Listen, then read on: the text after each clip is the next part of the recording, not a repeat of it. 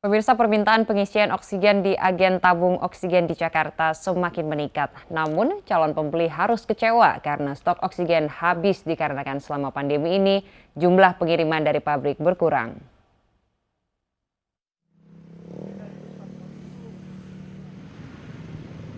Toko oksigen yang berlokasi di Jalan Minangkabau, Jakarta Selatan pada Sabtu siang terlihat sepi. Sepinya antrian diakibatkan karena habisnya stok pengisian oksigen di toko tersebut. Pihak toko menyampaikan bahwa ketidaktersediaan stok oksigen dikarenakan pengiriman dari pabrik berkurang. Saat kondisi normal, pengiriman dapat mencapai 130 tabung. Namun selama pandemi dan tingginya antusias masyarakat belakangan ini, pabrik hanya mengirimkan sekitar 20 hingga 30 tabung per harinya. Kayaknya habis, tabung-tabung yang dijual, tabung kecil itu habis. Karena banyak yang butuh, beberapa hari ini udah susah gitu. Sekarang mungkin minggu depan ada. Pengiriman sangat sedikit, Mbak. Yang awalnya 130 pas lonjakan Covid ini menjadi 40 kiriman. Sampai tadi kita hanya dikirim sekitar 20 sampai 30 tabung. Salah seorang calon pembeli pun mengutarakan kekecewaannya. Harapan dapat membawa oksigen bagi ibunda yang sedang sakit pun pupus karena oksigen tidak tersedia. Saya udah kunjungin berapa toko banyak dan saya kecewa dengan tabung gas yang udah dibeli sama masyarakat.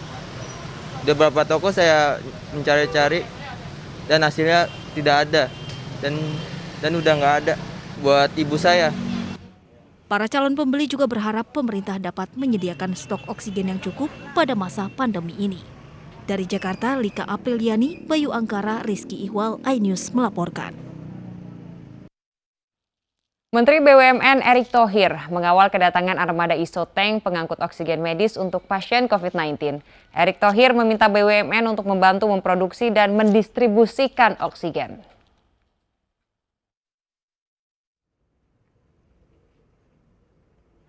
Menteri BUMN Erick Thohir meninjau kedatangan 27 armada Isotank di Pelabuhan Tanjung Priok, Jakarta.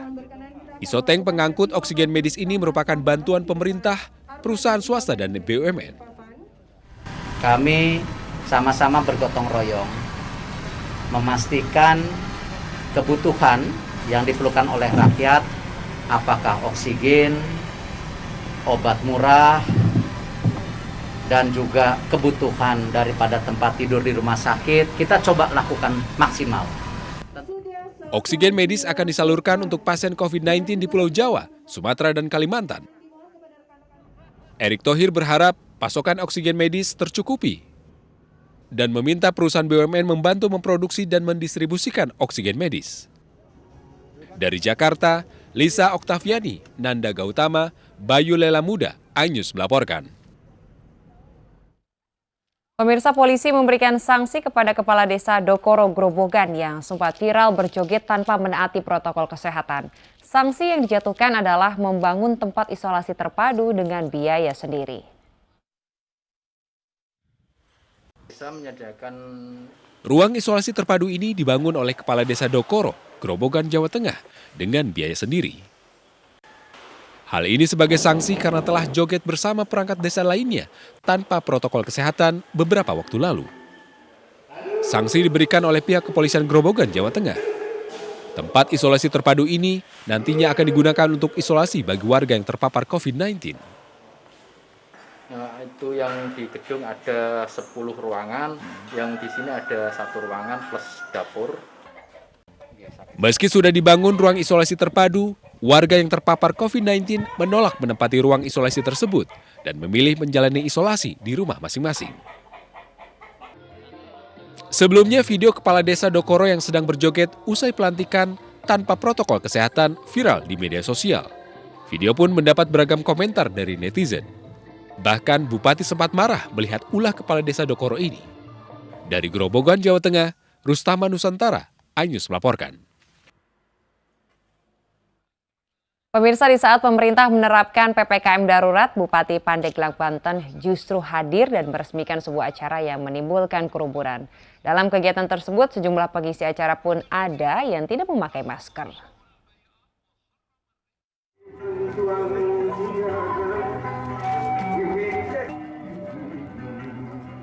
Ratusan warga menghadiri acara peresmian Kampung Tangguh Nusantara Maung di Kabupaten Cileuksa, Kabupaten Pandeglang, Banten.